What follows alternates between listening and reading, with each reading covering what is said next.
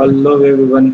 सो आज हम लोग स्टार्ट कर रहे हैं 12th का topic haloalkanes and haloarenes. एक चीज़ आप लोग याद रखना कि जहाँ भी इसमें मैकेनिज्म का पार्ट आएगा तो काइंडली आप लोग से एक रिक्वेस्ट है कि वो मैकेनिज्म पार्ट जैसे जैसे अपडेट होता रहेगा मैं आपको कह दूंगा कि ये वाला हिस्सा काइंडली पढ़ लेंगे, उसे आप लोग भी काइंडली चेक कर लीजिएगा। ठीक है, मैं बता दूंगा कि इस हिस्से को यहाँ से पढ़ना है। सो हम लोग स्टार्ट करेंगे हेलो अल्केन्स। ओके, देखो व्हाट इज हेलो अल्केन। यहाँ आप देखिएगा हेलो अल्केन की जो बारी है। व्हाट इज हेलो अल्केन, देखो हेलो और अल्केन इसमें दो हिस्सा है। हेलो मतलब क्या होता है, हेलोजन, और अल्केन आपको पता है कि अल्केन यानी हाइड्रोकार्बन वाला हिस्सा होगा। हेलो मतलब यहाँ भी हेलोजन, एरीन्स मतलब जो बेंजीन वाला पार्ट है, मतलब एरीन एक्चुअल में बेंजीन को ही रिलेटेड करते थे। जो उस एरोमेटिक वाले पे लगा रहेगा तो that is called hello arene, और सिंपल जब हाइड्रोकार्बन चला रहेगा तो दैट इज हेलो अल्केन। देखिए कैसे आखिर इसका मीनिंग हमको कैसे निकल के आएगा, व्हाट इज हेलो अल्केन। तो देखो इसको हम लोग सोचते कैसे, सोचने का तरीका है यहाँ देखिएगा। जैसे अल्केन में से एक हाइड्रोजन आप निकाल दो तो क्या बन गया, अल्काइल। अब उस हाइड्रोजन की जगह क्या जोड़ दो, हेलोजन। जैसे ही आप हेलोजन का एडिशन करोगे तो क्या हो गया, अल्काइल हैलाइड। क्या हो गया मेरा, alkyl halide, that is hello alkane. क्या बन गया मेरा, हेलो अल्केन। यहाँ पे देखिएगा जैसे अल्केन का हमने एक एग्जांपल लिया है जैसे मीथेन। ठीक है, मीथेन का फॉर्मूला क्या होता है, CnH2n+2। एक हाइड्रोजन हटा दो तो यहाँ पे क्या बचा, एक हटा दिया यानी कि 1 बचा। अब उस हाइड्रोजन की जगह कोई भी मतलब हेलोजन ले आओ, तो जैसे ही Cl लाएंगे तो यानी कि गौर से देखो एक हाइड्रोजन यहाँ से निकाल दिए थे तो 2 से कितना हो गया, एक, यहाँ पे एक बचा और उसकी जगह हेलोजन ले आया। तो ये मेरा फॉर्मूला हो गया किसका, अल्काइल हैलाइड का। और यहाँ पे बन गया मेरा मिथाइल क्लोराइड। क्या बना, methyl chloride, this is called hello alkane या अल्काइल हैलाइड। चलिए एक बार फिर से सब लोग समझिएगा, अल्केन में से एक हाइड्रोजन हटाए क्या बना, अल्काइल। एक हेलोजन हमने जोड़ा क्या बन गया, अल्काइल हैलाइड या हेलो अल्केन। क्लियर है। जैसे एग्जांपल देखो मीथेन था, हाइड्रोजन हटाए क्या बना, मिथाइल। एक कोई भी हेलोजन जैसे क्लोरीन हमने जोड़ दिया क्या बन गया, methyl chloride, this is example of hello alkane. तो इसमें कहीं किसी को कोई कंफ्यूजन नहीं होना चाहिए बेटा। ठीक है, चलो अब हम लोग नेक्स्ट पेज पे चलते हैं। नेक्स्ट पेज पे चलते हैं। चलो ध्यान देंगे। अब कहता है classification of alkyl halide. Alkyl halide का क्लासिफिकेशन कैसे किया गया है, देखो क्लासिफिकेशन बहुत तरीके से है बट हम उसी को ले रहे हैं जो आपके एनसीईआरटी में है। देखो बहुत चीज नहीं पढ़ना है, जितना आपका सिलेबस कहता है पहले उसको कवर अप कीजिए, उसी से आपका सारा का सारा आपका जितना भी एग्जामिनेशन है वो कवर अप हो जाएगा। तो सबसे पहले कहता है based on number of halogen, उसमें कितना हैलोजन है उसके बेसिस पे मेरा अल्काइल हैलाइड किस तरह कितने तरह का होगा। तो हमने कहा जो ये जो हेलो अल्केन है, अगर इसमें एक हैलोजन आता है तो बोलो टर्म मोनो हैलाइड, जैसे CH3Cl, एक हाइड्रोजन हटा। दो अगर हटाओगे तो क्या बनेगा, डाई हैलाइड। अब ये डाई हैलाइड हो सकता है कि दोनों हैलोजन एक ही कार्बन पे हो, और हो सकता है कि ये दोनों हैलोजन आपको अलग अलग कार्बन पे हो। तो अलग अलग कार्बन पे अगर आस पास में हो तो ये याद रखना, विस मतलब होता है हिंदी में याद रखना, विसिनल मतलब होता है आसपास, यानी आसपास वाले हाइड्रोजन पर अगर होगा दिस इज कॉल्ड विसिनल डाइहैलाइड। और अगर एक ही कार्बन पे होगा तो जेमिनल। तो जेम मतलब याद रखिएगा सेम, जेम मतलब याद रखिएगा सेम, सेम कार्बन पर जब होता है तो दैट इज कॉल्ड जेमिनल, और अगर आसपास में होता है दैट इज कॉल्ड विसिनल। इतना क्लियर है। अब आगे आ जाओ, अगर 3 आ जाएगा तो ट्राई हैलाइड, जैसे क्लोरोफॉर्म CHCl3। 4 आ गया जैसे मान लो 4 अगर क्लोरीन लगा दिए तो कार्बन टेट्राक्लोराइड। ये सारा का थोड़ा बहुत पढ़ना है लेकिन मेनली हमें किसे पढ़ना है, मोनो हैलाइड का जिक्र सबसे ज्यादा होगा। तो सिंपल सा फिर से सुन लो, on the basis of number of halogen, number of halogen के बेसिस पे क्या हुआ बेटा, मेरा हैलाइड कितने तरह का, 4, monohalide, dihalide, trihalide और टेट्रा हैलाइड। क्लियर है। अब कहता है ये डाई हैलाइड में याद रखिएगा आसपास आ गया तो याद रखोगा आसपास का मतलब होता है विसिनल, विस। और अगर एक ही कार्बन पे आ गया that is called gem, that is geminal dihalide. Clear है। अब आते हैं हम नेक्स्ट स्लाइड पे। ओके चलिए हम नेक्स्ट स्लाइड पे चलते हैं बेटा। और एक चीज थोड़ा सा आप लोग से भी एक रिक्वेस्ट है कि हम ये देखो, चूँकि जब तक हम बेटा पटना में रह पाते हैं तो हम आपका रिकॉर्डिंग बोर्ड पे कर पाते हैं। हमें पता है बोर्ड का टीचिंग ज़्यादा इफ़ेक्टिव होता है। बट जब मेरे पास उतनी मतलब हर जगह पॉसिबिलिटी नहीं है कि हम आपको बोर्ड पे रिकॉर्डिंग कर सकें, तो हमने सोचा कि ये भी एक तरीका है, क्यों ना पहले सिलेबस को कवर किया जाए। ओके, अब आते हैं दूसरा क्लासिफिकेशन। कहता है कंपाउंड हैविंग कौन सा, sp3 carbonate carbon halogen bond, मतलब जो कार्बन होना चाहिए वो कैसा होना चाहिए, sp3। sp3 मतलब समझ लो, यानी कार्बन में केवल सिंगल बॉन्ड होना चाहिए। यहाँ पे जैसे कार्बन पे देखो, कार्बन कितना बॉन्ड बनाता है, 4, 2 हाइड्रोजन है, एक बॉन्ड इधर है, एक बॉन्ड इधर है, तो ये कैसा होगा, sp3 कार्बन। यहाँ भी देखो 4 बॉन्ड बना रहा है, तो कैसा sp3 कार्बन। तो sp3 कार्बन पर sp3 कार्बन पे मेरा हैलोजन जुड़ा है। सबसे बड़ा चीज याद रखोगे, ये हैलोजन कहाँ जुड़ा है, sp3 कार्बन पे। देखो पहला क्लासिफिकेशन को समझने की कोशिश करो। कहता है कि कंपाउंड में जो कार्बन एटम होना चाहिए वो sp3 कार्बन एटम होना चाहिए, और उस पे जाके हैलोजन का बॉन्ड बनना चाहिए। पहला चीज समझ में आया। तो यहाँ पे पहला क्लासिफिकेशन कहता है हेलो अल्केन 3 तरह का, 1 डिग्री, 2 डिग्री, 3 डिग्री। अब बोलो, जब सिंगल बॉन्ड बनाता था तो हमने आपको किसी भी क्लासिफिकेशन बता रखा है, 1 डिग्री, 2 डिग्री और 3 डिग्री, जब हम आपको नोमेनक्लेचर पढ़ा रहे थे। तो वहाँ हमने क्या सिखाया था कि जब आपका हैलोजन, ध्यान देना, जब आपका हैलोजन ये 1 डिग्री कार्बन पे, क्यों, क्योंकि इसके बगल में इधर से एक कार्बन ये वाला ग्रुप है, एक कार्बन, बाकी सब कौन है, हाइड्रोजन, तो एक ही कार्बन, तो ये 1 डिग्री कार्बन पे होगा, तो 1 डिग्री अल्काइल हैलाइड। यहाँ पे देखो, ये जो हैलोजन जिस कार्बन से जुड़ा है, इधर 2 कार्बन का ग्रुप है, जिस कार्बन से जुड़ा है वो 2 कार्बन जुड़ा, तो ये कैसा हो गया, 2 डिग्री। और ये हैलोजन जिस कार्बन से जुड़ा है वो 3 कार्बन जुड़ा होता है, दिस इज 3 डिग्री। तो सिंपल सा क्लासिफिकेशन है, हैलोजन जिस कार्बन जुड़ा है उसको चेक करो। तो हैलोजन जिस कार्बन से जुड़ा है, फिर से चेक करेंगे एक बार, फिर से एक बार सब लोग चेक कर लो। मैं थोड़ा सा कलर बदल देता हूँ, थोड़ा सा डीप कलर ले लूँ, चलो ब्लैक ही ले लेता हूँ। मैं देखो, जैसे ये x जो है, ये वाला जो x है, ये जिस कार्बन जुड़ा है तो 1 डिग्री, तो 1 डिग्री अल्काइल हैलाइड। ये x जिस कार्बन से जुड़ा है वो 2 डिग्री, तो 2 डिग्री अल्काइल हैलाइड। ये जो x है वो जब 3 डिग्री से जुड़ा है तो क्या होगा, 3 डिग्री अल्काइल हैलाइड। ये चीज क्लियर हुआ बेटा। चलो अब हम आते हैं नेक्स्ट स्लाइड पे, अगला क्लासिफिकेशन। इसी में मतलब कार्बन जो सिंगल बॉन्डेड है उस पे जो हैलोजन अगर लगा होगा, तो उस पर जो हैलोजन लगा होगा उसमें कहता है एक और क्लासिफिकेशन, अलाइलिक हैलाइड। तो अलाइल ग्रुप कहते हैं किसको है, तो पहले इस चीज चेक करो कि अलाइल कार्बन कौन होता है। तो याद रखना, कहीं भी पाई बॉन्ड हो किसी कार्बन पे, उसके बगल वाला कार्बन, तो यहाँ लिखा हुआ है अलाइलिक कार्बन एटम, किसको कहे, डबल बॉन्ड के बगल वाला कार्बन एटम। तो इसको याद रखो।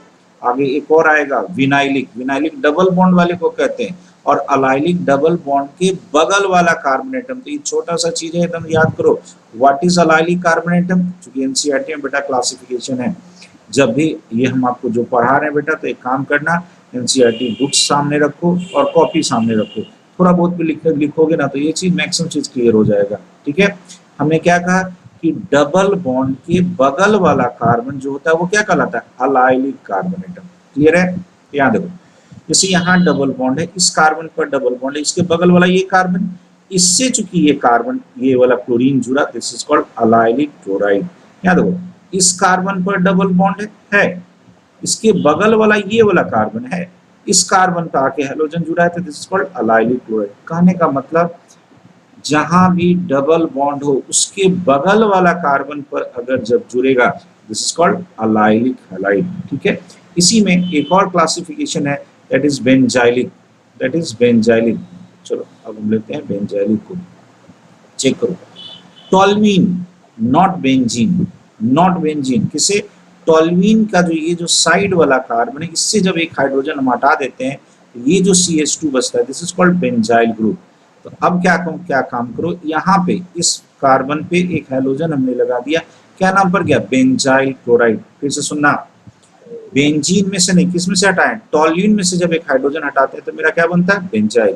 और उसमें इस बेंजाइल की इस कार्बन पर अगर एक क्लोरीन लगा दो, क्या बन जाएगा, बेंजाइल क्लोराइड। OH लगा दोगे, बेंजाइल अल्कोहल।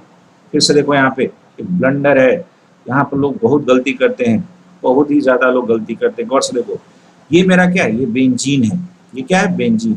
बेंजीन पर से जब डायरेक्ट हाइड्रोजन हटाओगे, दैट इज कॉल्ड फेनाइल। ये क्या बनता है, फिनाइल। फिर सुनो, बेंजीन में से हाइड्रोजन हटाए तो फिनाइल। लेकिन अगर वापस चलो, हमको जो बेंजाइल बनाना है, बेंजाइल टॉल्यूइन से बनता है। छोटा सा चीज है बट इसको याद करो, बेंजाइल बेंजीन से नहीं, कहां से, बेंजीन में से एक हाइड्रोजन हटाए तो फेनाइल, लेकिन जब टॉल्यूइन में से एक हाइड्रोजन हटाते हो इस साइड वाले कार्बन से, वो बनता है बेंजाइल। इस पे तुम क्लोरीन लगा दो, अभी भी ये सिंगल बॉन्डेड यानी अभी भी sp3 कार्बन एटम है, और यहाँ पे जब हैलोजन लगाओगे ये मेरा क्या कहलाएगा, बेंजाइल क्लोराइड। क्लियर है। तो अभी तक हमने किसमें पढ़ा, sp3 कार्बन एटम पे मेरा अटैच्ड है। कहाँ पे अटैच्ड है, sp3 कार्बन एटम पे ये हैलोजन जाके अटैच हो रहा है। क्लियर है। चलो नेक्स्ट स्लाइड पे चलते हैं। अब आते हैं sp2 वाला पे, कि कार्बन उस मतलब हैलोजन उस कार्बन से जुड़ेगा जो कैसा होना चाहिए, sp2। बोलो sp2 कहाँ होता है, जहाँ डबल बॉन्ड होता है। क्या होता है, डबल बॉन्ड। तो अब इसका पहला एग्जाम्पल है विनाइल हैलाइड। विनाइल हैलाइड, फिर सुना, यानी कि यहाँ पे साफ कह दिया था कि डबल बॉन्ड। जब वर्ष देखो, जिस कार्बन पर डबल बॉन्ड है उसको कहते हैं विनाइल कार्बन एटम या विनाइलिक कार्बन एटम। इसे विनाइलिक कार्बन एटम कहते हैं। किसको कहते हैं, जिस कार्बन एटम पर डबल बॉन्ड हो। तो चलो याद करो, अगर यहाँ पे, यहाँ देखना, इस पेन पर यहाँ पे जो कार्बन है इसी पर डबल बॉन्ड है तो विनाइल, और इसके अगर बगल वाला कार्बन पे लेंगे तो दैट इज कॉल्ड अलाइल। फिर सुना, जिस पर डबल बॉन्ड है विनाइल, डबल बॉन्ड के बगल वाला अलाइल। तो सिंपल सा है कि अगर डबल बॉन्ड जहां पे है तो ऑफकोर्स ये कैसा कार्बन होगा, sp2। इसी से आकर मेरा क्लोरीन चूंकि जुड़ा है, so it is called vinyl chloride. ये मेरा कैसा कहलाएगा, विनाइल क्लोराइड। ये कैसा हो गया मेरा, विनाइल क्लोराइड। ये क्लियर है। फिर सुनो, डबल बॉन्ड जिस पर है उसी पे जाके जुड़ा तो विनाइल, और डबल बॉन्ड के बगल वाले पे जुड़ा तो दैट इज कॉल्ड अलाइल। ठीक है। चलिए नेक्स्ट स्लाइड पे चलते हैं हम। यहाँ देखो, अब कहता है अराइल। तो नाम से क्लियर है, अराइल हैलाइड मतलब एरीन, मतलब हमने आपको शुरू में ही कहा था दैट इज बेंजीन, एरोमेटिक होना चाहिए। ठीक है। तो हैलोजन यहाँ पे directly attached with benzene ring. यहाँ पे एक चीज और लिखा जा सकता है, बेंजीन रिंग।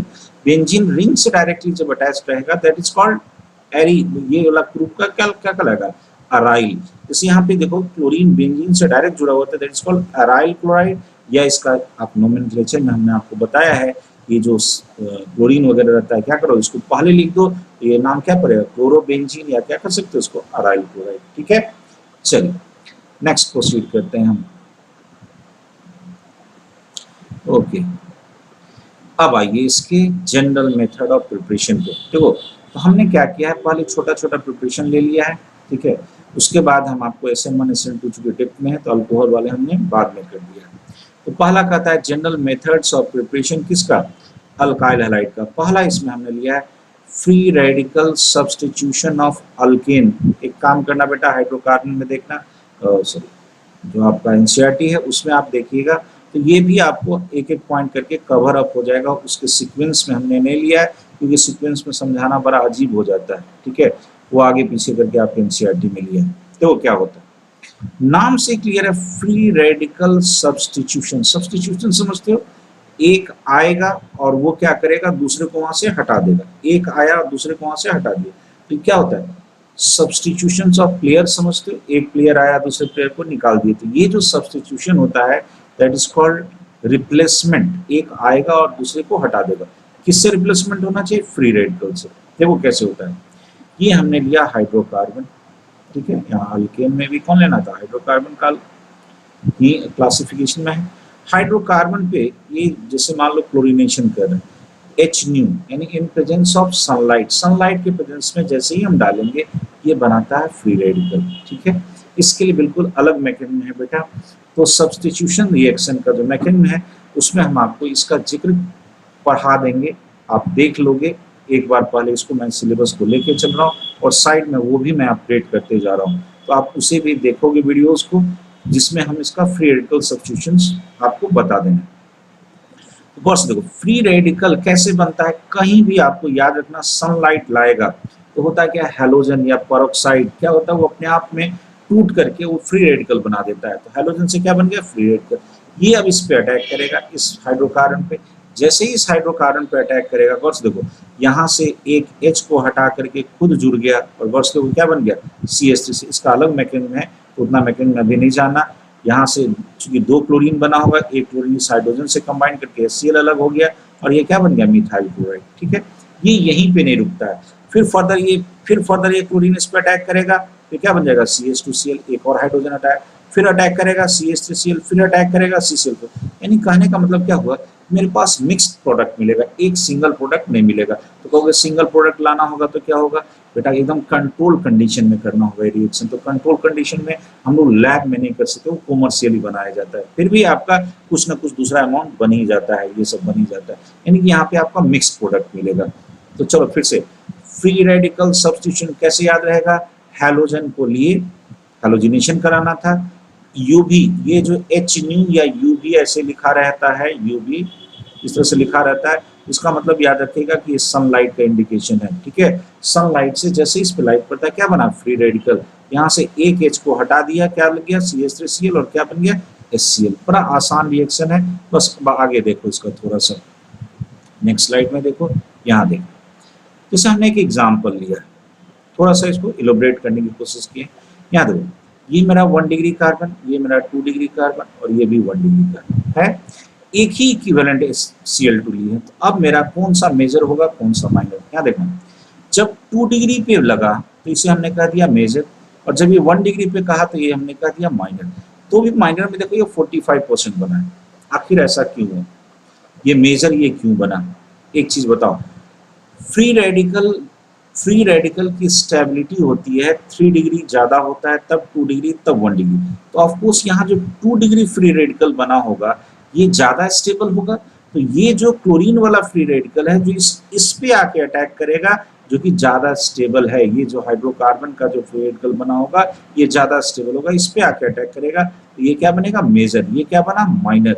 अब माइनर भी इतना क्यों बनता है तो सुन लो, इसके लिए एक कंसेप्ट है सिलेक्टिविटी एंड रिएक्टिविटी का। तो सिलेक्टिविटी आखिर ये क्यों बना, गौर से देखो 1 डिग्री कार्बन, देखो तो कितना हाइड्रोजन है, 3 इधर 3 इधर, टोटल कितना हो गया 6। तो 1 डिग्री पे अटैक करने का चांस है 6 बार और यहाँ पे चांस है 2 बार। तो यही कारण है ये जो सिलेक्टिविटी और रिएक्टिविटी की जो बात होती है उसके बेसिस पे ये माइनर प्रोडक्ट भी अच्छा खासा बनता है, major due to stability of free radical 2 degree का ज्यादा है किससे 1 डिग्री से। ठीक है, चलें आगे बढ़े। देखो एक क्वेश्चन हमने दे रखा है, इस क्वेश्चन को चलो थोड़ा सा ड्रिल कर देते हैं। यहाँ देखना ये मेरा 1 डिग्री है, ये मेरा 2 डिग्री है, ये 3 डिग्री है और ये फिर 1 डिग्री है, ये भी मेरा 1 डिग्री। वही एच न्यू है, फ्री रेडिकल बनेगा तो मेजर प्रोडक्ट क्या बनेगा, लोग सोचते हैं कि ये 3 डिग्री सबसे ज्यादा था, यहाँ पे लग गया तो ये क्या बन गया, ये होना चाहिए था मेजर, लेकिन यहाँ देखो तो ये क्या है माइनर। ये 1 डिग्री पे जहां लगा वो क्या है मेजर। अब कहोगे क्यों, चेक करो 1 डिग्री कार्बन पे हाइड्रोजन चेक करो, 3 3 6 और 3 9, मतलब 9 चांस है कि ये 1 डिग्री वाले से रिएक्ट करे और 3 डिग्री वाला एक ही हाइड्रोजन है, तो 3 डिग्री पे जाने का चांस एक है, लेकिन स्टेबल ज्यादा कौन होता है 3 डिग्री। तो यही होता है रिएक्टिविटी एंड सेलेक्टिविटी के बेसिस पे, ये केवल क्लोरीन के ही केस में होता है। तो इसका भी बिल्कुल अलग मैकेनिज्म है बेटा, जो कि हम आपको पीछे पढ़ा देंगे। अब कहता है यहाँ पे देख लो, ड्यू टू सेलेक्टिविटी के कारण ये क्लोरीन ही प्ले करता है, ना तो फ्लोरीन ना तो ब्रोमीन ना तो आयोडीन, और कहीं ऐसा नहीं होता, थोड़ा बहुत ब्रोमीन में होता है लेकिन क्लोरीन के साथ ऐसा मेजर केस होता है, ये बेचारा फंस जाता है दुविधा में। तो यहाँ पे उतना ज्यादा नहीं, ये डेप्थ का क्वेश्चन है, इन डेप्थ जैसे IIT वगैरह का क्वेश्चन है बेटा, इतना याद रखिएगा। यहाँ पे इसलिए हुआ क्योंकि क्लोरीन का सिलेक्टिविटी के कारण ये माइनर बन गया और ये यहाँ पे चूंकि ज्यादा था 1 डिग्री वाला, यहाँ 3 यहाँ 3 यहाँ 3 पे किसी एक से जुड़ गया और ये क्या बन गया मेजर। तो सिलेक्टिविटी का कंसेप्ट अब आपको आना चाहिए, ठीक है, वो सिलेक्टिविटी हम आपको पीछे पढ़ाएंगे, ठीक है, सब्स्टिट्यूशन रिएक्शन में, तो वहां पे आप देख लीजिएगा। देखिए कहता है chlorination and bromination takes place in same way, ये दोनों एक जैसा होता है, इसलिए इन दोनों में इसको ब्रोमिनेशन और क्लोरीनेशन में ये सिलेक्टिविटी का कांसेप्ट आता है आपका। चलिए अब हम आते हैं नेक्स्ट आयोडीनेशन पे, इसी में हमने ले लिया आयोडीनेशन। फर्स्ट देखो ये इतना तक आपके बुक्स में लिख रखा है, इसलिए हमने भी सोचा मेंशन करते हैं। देखो वैसे ही आयोडीन से रिएक्ट कराए HNO में तो क्या होना चाहिए था, फ्री रेडिकल बनना चाहिए था, ये बन जाना चाहिए था, लेकिन देखो तो ये रिएक्शन कैसा हो गया, रिवर्सिबल। ऐसा क्यों हुआ? ऐसा इसलिए हुआ कि जो प्रोडक्ट आपका HI बनता है ये स्ट्रॉन्ग रिड्यूसिंग एजेंट होता है, और स्ट्रॉन्ग रिड्यूसिंग एजेंट होगा तो ये फर्दर क्या करेगा, इसको रिड्यूस करके यहाँ पहुंचा देगा। क्यों?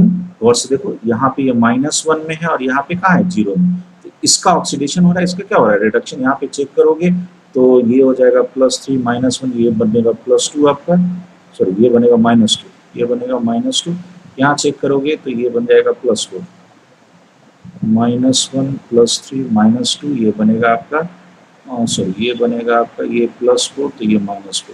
देखो तो गौर से, ये -2 से इसको लेके चला जाएगा -4, ये ऑक्सीडेशन स्टेट मैंने निकाल दिया, तो क्या हो गया, रिडक्शन। तो रिडक्शन करा देगा, क्यों? क्योंकि ये मेरा क्या है, स्ट्रॉन्ग रिड्यूसिंग एजेंट। तो यही क्या हुआ कि ये जो ग्रुप बना हुआ था इसको रिड्यूस करा देता है, यानी रिएक्शन क्या होने लगता है, रिवर्सिबल। ये बेचारा कुछ बहुत बना था और फिर वो टूट करके वापस कहाँ चला गया, CH4 में। किसके कारण?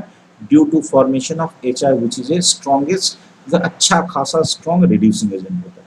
तो अब फिर भी अगर हमको HI बनाना है तो क्या करते हैं, स्ट्रॉन्ग ऑक्सीडाइजिंग एजेंट यूज करते हैं, जैसे HNO3 है या आयोडिक एसिड है HiO3। ये करता क्या है, ये क्या करता है, यहाँ जो HI बना है इस HI को ये रिड्यूस करके कहाँ लेके चला गया, वर्ष देखो, ये -1 है, यहाँ 0, और ये इसको क्या किया, ये ऑक्सीडाइजिंग एजेंट है, तो इसको ऑक्सीडाइज कर दिया, -1 से कहाँ ले गया, 0 में, तो इसको ऑक्सीडाइज कर दिया, यानी कि HI बचा ही नहीं वहां पे, ये रिड्यूसिंग एजेंट वहां पे बचा नहीं, तो रिएक्शन क्या होगा, आगे प्रोसीड कर जाएगा, ये आगे की ओर जाएगा, ये बचेगा नहीं, तो ये इसको पीछे नहीं ला सकेगा।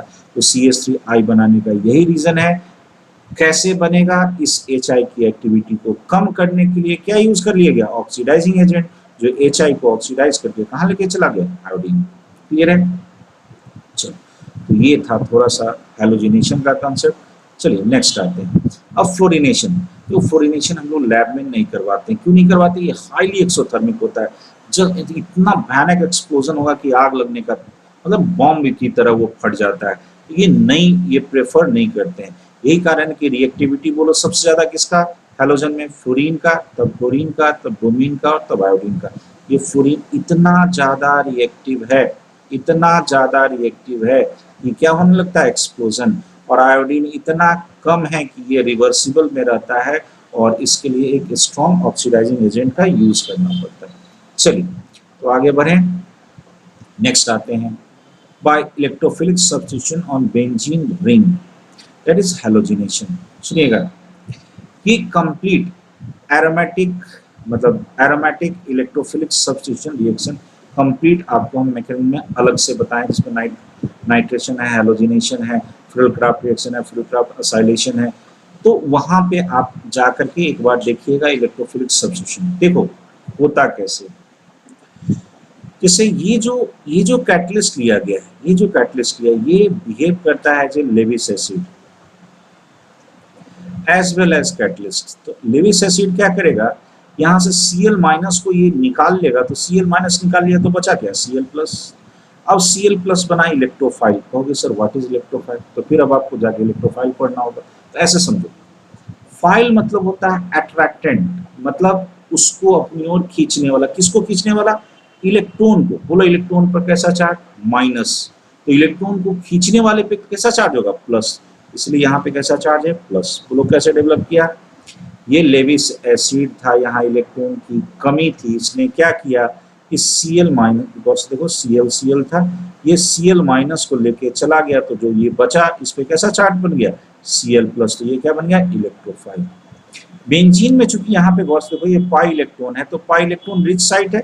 अब ये अटैक करेगा कहाँ पे, बेंजीन रिंग पे। तो बेंजीन रिंग पे कहाँ अटैक करता है, ये हमने थोड़ा सा आपको GOC में बता रखा है। हमने आपको बताया था कि चूंकि ये इलेक्ट्रॉन डोनर ग्रुप होता है, तो इलेक्ट्रॉन डोनर के कारण इलेक्ट्रॉन का जो साइट, जो ज्यादा इलेक्ट्रॉन रिच साइट होता है वो होता है ऑर्थो और पारा। तो ये जो Cl है मेरा, ये जो इलेक्ट्रोफाइल बना, ये कहाँ अटैक करेगा, या तो ऑर्थो पोजीशन पे या पारा पोजीशन पे। अब मेजर कौन बनेगा, तो मेजर पारा वाला मेजर होता है। क्यों पारा वाला मेजर होता है, क्योंकि यहाँ पे आपका स्टेरिक इफेक्ट सबसे कम होता है। स्टेरिक इफेक्ट सुनो, मतलब जो जगह के लिए लड़ाई है वो यहाँ पे सबसे कम है, और माइनर में ऑफकोर्स यहाँ पे चूंकि जगह कम है तो जगह कम होने के कारण ये जो सिंबल है is the symbol of steric effect. यहाँ पे स्टेरिक हिंड्रेंस होने लगेगा क्योंकि क्लोरीन का साइज अच्छा खासा, मतलब बहुत तो बड़ा नहीं, फिर भी साइज बड़ा। यहाँ पे अल्काइल ग्रुप जिससे बड़ा होगा और ज्यादा स्टेरिक हिंड्रेंस होगा तो ये कम बनता है और ये ज्यादा बनता है। चलिए फिर से सुनिएगा, क्या किए electrophilic substitution on benzene ring पे, क्या किए सुने यहाँ पे, सिर्फ कोई भी टोल्विन लॉ या बेंजीन लॉ, हम यहाँ पे टोल्विन इसलिए नहीं की चूंकि आपका एनसीईआरटी लिया है। जैसे ही जैसे मान लो कोई भी हैलोजन लाते हैं इन प्रेजेंस ऑफ AlCl3 या AlCl3, ठीक है, ये लेविस एसिड की तरह काम किया।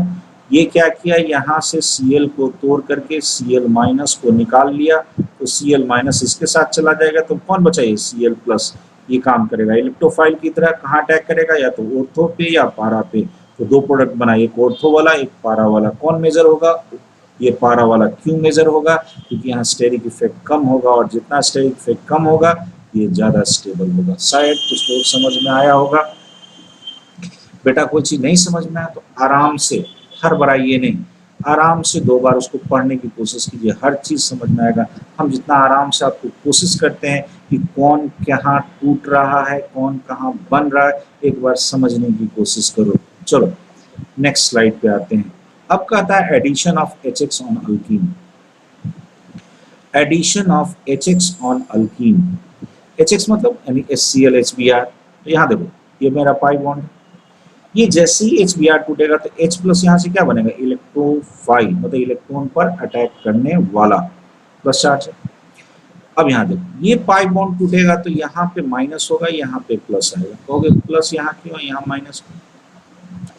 यहाँ अगर प्लस आएगा तो ये क्या बनेगा, 2 डिग्री कार्बोकैटायन। 2 डिग्री कार्बोकैटायन ज्यादा स्टेबल होता है, इसीलिए ये माइनस यहाँ आएगा तो इसके साथ कौन चला गया, H प्लस, और यहाँ कौन आ गया, प्लस। तो ये हमने सोचने के लिए बता दिया था। ये पाई बॉन्ड टूटा तो सोचो, तो यहाँ कौन आया, यहाँ पे हुआ माइनस, ये H प्लस जाके इससे जुड़ जाएगा, जैसे जुड़ा यहाँ क्या बन गया CH3, और इस कार्बन पे कैसा चार्ज आ गया, प्लस। क्या बन गया मेरा, 2 डिग्री कार्बोकैटायन। अब ये चूंकि इसका एडिशन था, H तो जुड़ गया, अब कौन जुड़ेगा, X यानी Br माइनस, Br माइनस जाके यहाँ जुड़ गया, ये बन गया मेरा मेजर प्रोडक्ट। ये कौन सा रूल है, मार्कोनिक-ऑप्स रूल। मार्कोनिक-ऑप्स रूल, ये क्या आ गया सर, सुनो।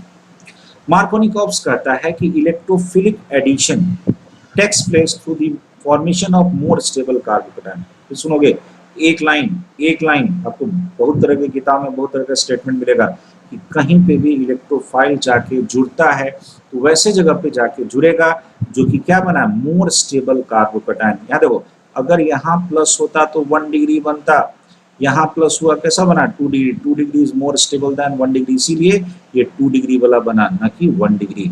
ठीक है, कहीं के बुक्स में देखोगे कि H प्लस वहां जाके जुड़ता है जहां ज्यादा हाइड्रोजन एटम होता है।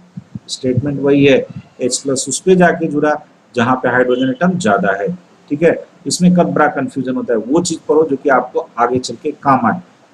इलेक्ट्रोफिलिक एडिशन उस रास्ते से होगा जिस रास्ते में मोर स्टेबल कार्बोकैटायन बनेगा। क्या बनेगा, मोर स्टेबल कार्बोकैटायन।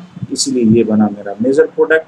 और अगर इसमें दूसरा प्रोडक्ट अगर बनाना चाहोगे तो CH3 CH2 CH2 और यहाँ पे भी है, ये वाला कैसा बन जाएगा, माइनर प्रोडक्ट बनेगा, क्योंकि ये वाला कैसा 1 डिग्री, ये वाला 1 डिग्री कार्बोकैटायन बनता है, तो ये नहीं बनता है अकॉर्डिंग टू मार्कोनिक-ऑप्स रूल। तो मार्कोनिक-ऑप्स रूल क्या कहा, हम उस रास्ते से इलेक्ट्रोफिलिक एडिशन करेंगे जिस रास्ते में क्या बने, मोर स्टेबल कार्बोकैटायन।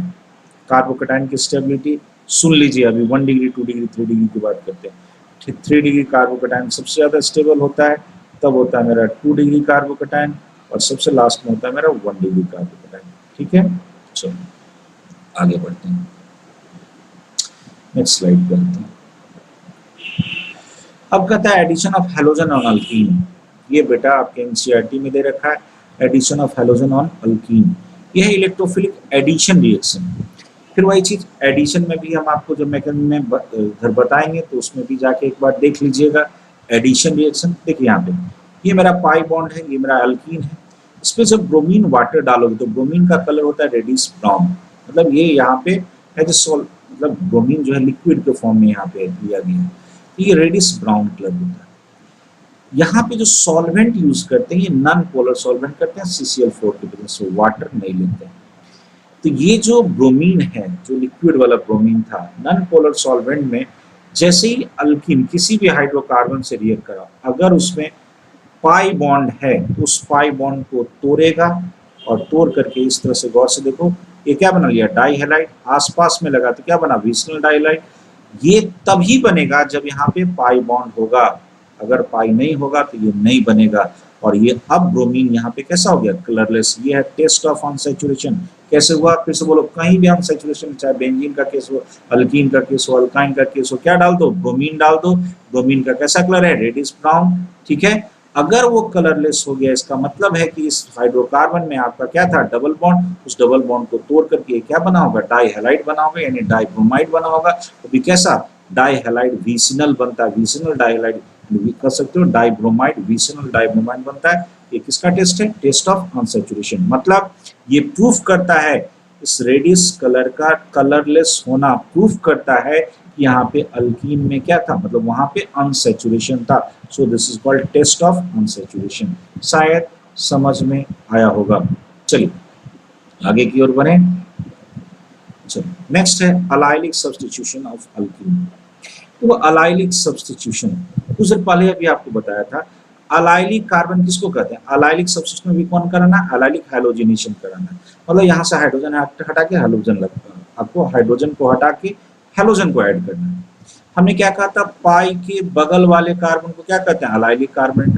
यहाँ पे 3 कैटलिस्ट यूज होता है। एक तो कौन सा, हेलोजन हाई टेम्परेचर पे जैसे ही यूज करेगा, एक काम कीजिएगा, अभी हम सिखाए थे कि पाई बॉन्ड तोड़ के जुड़ जाता है, नहीं, जैसे ही हाई टेम्परेचर कहेगा पाई बॉन्ड को तोड़ना नहीं, पाई के बगल वाले कार्बन पे सब्स्टिट्यूशन कराना है। ठीक है, दूसरा है NBS, एन ब्रोमोसक्सिनामाइड। ठीक है, तीसरा है मेरा SO2Cl2 सल्फ्यूराइल क्लोराइड। देखो यहाँ पे होता कैसे, ये तीनों कैटलिस्ट आप याद रखिएगा। देखिए कैसे कैसे होता है। जैसे ही ब्रोमीन को आप हाई टेम्परेचर पर लाओगे, या NBS को, एन ब्रोमोसक्सिनामाइड को लाओगे, होता क्या है, यहाँ से Br आपका फ्री रेडिकल बनता है। तो होगा क्या, यहाँ से अभी कहा था, पाई के बगल वाले कार्बन पर से क्या करेगा, एक H हटा करके ये Br जाके जुड़ गया। ये Br कहाँ पे लगा, अलाइलिक पोजीशन पे। गौर से देखो, ये पाई के बगल वाला कार्बन, ये वाला कार्बन, अल्फा कार्बन कर सकते हो इसको, वहां पे जुड़ा। कौन सा मैकेनिज्म हुआ, free radical substitution. Free radical substitution, फिर से मैं कह रहा हूँ, फ्री रेडिकल सब्स्टिट्यूशन। क्यों, हैलोजन को आप हाई टेम्परेचर पे ले जाओगे, क्या बनता है, फ्री रेडिकल अलाइलिक सब्स्टिट्यूशन। कौन से मैकेनिज्म को फॉलो किया, फ्री रेडिकल सब्स्टिट्यूशन को। SO2Cl2 में भी वही होता है, पाई के बगल वाले कार्बन पे, ये स्पेशली यहाँ से Cl मेरा निकलेगा, Cl, तो ये जाके Cl वहां जोड़ दिया। उसके बाद नेक्स्ट स्लाइड में जाते हैं। एक और आपका होगा, यहाँ देखो, एक क्वेश्चन मैंने लिया है कि पाई बॉन्ड यहाँ पे है और NBS है। तो NBS से तो हमें इतना पता चला कि bromine as a free radical यहाँ से निकलेगा। अब गौर से देखो, पाई के बगल वाला एक कार्बन ये है, पाई के बगल वाला एक कार्बन ये है, तो एक ब्रोमीन मेरा यहाँ लगा, एक ब्रोमीन एकदम यहाँ लगा। कुछ नहीं, एकदम दिमाग में बैठा लो कि अलाइलिक सब्स्टिट्यूशन होगा, यानी अलाइल पोजीशन पे जाके हैलोजन का जुड़ना है। NBS मतलब एन ब्रोमोसक्सिनामाइड से ब्रोमीन मेरा निकला। SO2Cl2 से कौन मिलेगा, Cl। ठीक है, Br अगर हाई टेम्परेचर पर लेंगे तो Br निकलेगा, Cl2 हाई टेम्परेचर पर लेंगे तो Cl निकलेगा। तो ब्रोमीन मेरा 1 डिग्री पे बना और ब्रोमीन मेरा 2 डिग्री पे बना। अब कहता है कौन ज्यादा, कौन मेजर, तो मेजर कौन होगा, 2 डिग्री वाला। क्यों, क्योंकि फ्री रेडिकल का स्टेबिलिटी 2 डिग्री का ज्यादा होता है, किससे, 1 डिग्री से, और 2 डिग्री से भी ज्यादा कौन होता है, 3 डिग्री। तो यहाँ पे तो कोई 3 डिग्री था नहीं। तो ये चीज समझ में आया, ये क्वेश्चन समझ में आया। चलिए एक क्वेश्चन और हम लेते हैं, जो कि आपके जेई का पूछा हुआ क्वेश्चन। यस, यहाँ देखिए, यहाँ पे है पाई बॉन्ड है, और गौर से देखो NBS लिए, तो NBS लिए यानी Br as a free radical बना। इसके बगल, इस पाई के बगल वाला कार्बन सोचो, तो एक कार्बन यहाँ है और एक कार्बन यहाँ है। ठीक है, अगर इस कार्बन पे लगाएंगे, यहाँ ब्रोमीन लगाते, ये कैसा कार्बन था, चेक करो, एक कार्बन इधर है, एक कार्बन इधर है, यानी ये मेरा 2 डिग्री कार्बन है। इस कार्बन को सोचो, गौर से देखो, एक कार्बन, 2 कार्बन और 3 कार्बन। तो यहाँ जो ब्रोमीन लगा ये 3 डिग्री पे लगा, और यहाँ जो ब्रोमीन लगा ये 2 डिग्री पे लगा। तो कौन सा मेजर होगा, 3 डिग्री वाला मेजर होगा और 2 डिग्री वाला माइनर होगा। सिंपल सा क्वेश्चन पूछता है बेटा, बहुत टफ नहीं होता है, बट सिलेक्टिविटी और रिएक्टिविटी का जो कंसेप्ट है वो आपका जेई एडवांस के लाइक है, या हो सकता है आपका अच्छे, आजकल तो बेटा छोटा छोटा क्वेश्चन भी अच्छे अच्छे एग्जाम में पूछ देता है, तो अच्छे से कीजिए, ठीक है। और इस वीडियो को बेटा 2 बार देखो, ठीक है। जहाँ तक फिजिबल होगा, जिस दिन भी फिजिबल होगा मैं बोर्ड का रिकॉर्डिंग करूंगा बेटा, और जहाँ तक हो सकेगा मैं सिलेबस कोशिश करता हूँ मैं कवर अप कर दूँ, क्योंकि अभी जो कोचिंग का सिनारियो है हमें नहीं लगता कि अभी खुलने देगा, ठीक है। कि गवर्नमेंट इस मूड में नहीं, गवर्नमेंट चुनाव के मूड में है, और हमें नहीं लगता कि अभी खुलने वाला है। कुछ भी हो ना हम लोग कर लें, कुछ होने जाने को नहीं लग रहा है। सो चलिए आज के लिए इतना ही बेटा, और बने रहिए हमारे साथ, पढ़ते रहिए, और तब तक के लिए चलो, ओके, थैंक यू।